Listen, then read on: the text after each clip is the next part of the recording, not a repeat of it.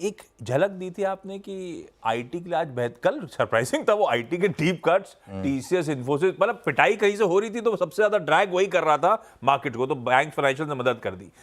लेकिन आमतौर पे फेड के इस तरह के फैसले, इस तरह के आउटकम के बाद कौन सी पॉकेट्स रडार पे रखते हैं? कौन पॉकेट से मतलब है सेक्टर थीम्स कौन सी रडार पे रहेंगी आज? बिल्कुल, देखिए एक चीज़ जो कल अच्छी हुई, अच्छी मतलब जिनके पास था उनके लिए तो अच्छी नहीं थी, लेकिन सेटअप के लिए अच्छी हुई।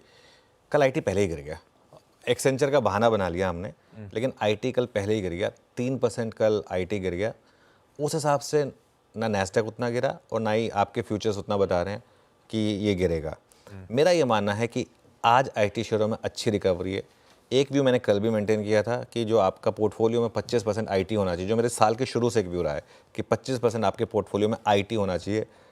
अब मैं उसको डबल डाउन करने को भी तैयार हूँ। मैं तो कहूँगा कि अब आपके पोर्टफोलियो में 35% आईटी होना चाहिए। उसका कारण बताता हूँ मैं। अगले 2 साल में आईटी में बड़ी रैली पॉसिबल है।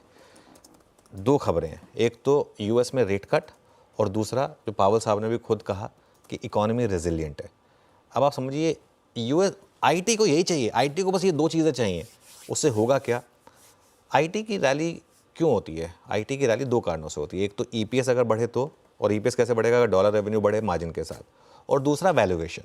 किसी भी स्टॉक के बढ़ने के एक्चुअली ये कारण होते हैं, आईटी के सबके 2 कारण होते हैं ना, या तो अर्निंग्स ग्रोथ और ईपीएस ग्रोथ है और दूसरा पी एक्सपेंशन हो। तो मजबूत इकोनॉमी का मतलब डॉलर रेवेन्यू ग्रोथ अच्छी रहेगी, जो साइन भी दिख रहे हैं पिछले 3-4 क्वार्टर से, खासतौर से लास्ट क्वार्टर में जो इन्फोसिस की गाइडेंस थी। और दूसरा दरें घटने का मतलब वैल्यूएशन में उछाल। अब एक चीज़ मैं कहूँगा कि कुछ हद तक ये वैल्यूएशन का उछाल आ चुका है, लेकिन जो पीक वैल्यूएशन थी, क्या हम वापस वहाँ तक जा सकते हैं जो 2021 की पीक वैल्यूएशन थी? हो सकता है वहाँ तक चले जाएं।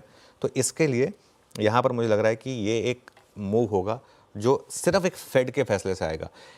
देखिए आशीष, मूव मेटल्स में भी आ सकता है, लेकिन मेटल्स में मैं इतना कॉन्फिडेंट इसलिए नहीं हूँ क्योंकि मेटल्स में एक रिस्क जो निकल कर आ रहा है वो है चाइना का।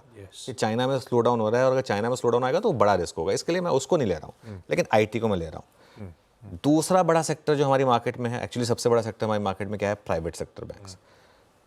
प्राइवेट सेक्टर बैंक्स में अब एक बार्गेन बाइंग दिख रही है पिछले 5-6 दिन से। जो हमारा कॉन्फिडेंस भी रहा है कि बैंक निफ्टी एक शेड बेटर है, वो दिखा भी रहा है ना स्क्रीन पे कि वहाँ पर बाइंग आ रही है। आप चाहे आईसीआईसीआई बैंक देख लें, चाहे आप एचडीएफसी बैंक देख लें, चाहे आप कोटक देख लें, चाहे आप एक्सिस बैंक देख लें, सभी में वैल्यूएशन कंफर्ट है। और अगर आप एक एक करके चारों के चार्ट फायर कर दे राइट हैंड साइड पर, तो आपको दिखाई देगा कि सब में धीरे धीरे करके थोड़ी थोड़ी बाइंग आ रही है। खासतौर से एचडीएफसी बैंक में काफ़ी बाइंग है। और उसके अलावा आईसीआईसीआई बैंक, वो भी एक्सिस बैंक, कोटक बैंक, इन सब में देखिए चार्ट बता रहे हैं आपको कि यहाँ पर बाइंग शुरू हो गई है। तो एक पॉसिबिलिटी बन रही है कि बैंक्स और आईटी इन टेंडम चले।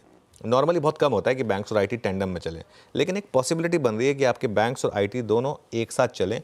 और अगर ऐसा होगा तो जो मैंने एक व्यू लिया है कि अब की बार 27222, वो मैंने एक जो टारगेट लिया था निफ्टी का, जब हमने 24,000 हिट किया था, मैंने तब वो टारगेट लिया था कि 27272, उसकी तरफ अब हम शुरुआत करें। 25,150 का आपका स्टॉप है, हम हैं 25,377 पर। 200 पॉइंट का रिस्क और 2,000 पॉइंट के करीब की रैली, बताइए इससे बढ़िया रिस्क रिवॉर्ड मिल सकता है आपको? अब अगर वो लग गया स्टॉप लॉस, ठीक है, लग गया तो लग गया, बैड लक। उतना रिस्क आपको लेना पड़ेगा किसी भी मार्केट में। जैसे बैंक निफ्टी में भी वो रिस्क लेना था, यहाँ पर भी वो रिस्क लेना पड़ेगा। लग गया तो लग गया, बैड लक। अदरवाइज मेरे ख्याल से इस समय लॉजिकल ट्रेड सबसे ज़्यादा यही बन रही है। अब आप चाहें तो भले उस 25,150 को थोड़ा और नीचे ले आएँ अगर आप पोजिशनल ट्रेड ले रहे हैं तो, लेकिन मेरी अप्रोच अब मार्केट में ये रहेगी। और अब बात करते करते गिफ्ट निफ्टी देखिए 100 पॉइंट ऊपर हो गया। वो जो 40 पॉइंट ऊपर था ना, हमारी बात हो रही थी कि 40 पॉइंट ऊपर तो मुझे कोई सेंस नहीं दिख रही है, ज़्यादा होना चाहिए। 100 पॉइंट ऊपर गिफ्ट निफ्टी। मैं कहने ही वाला था।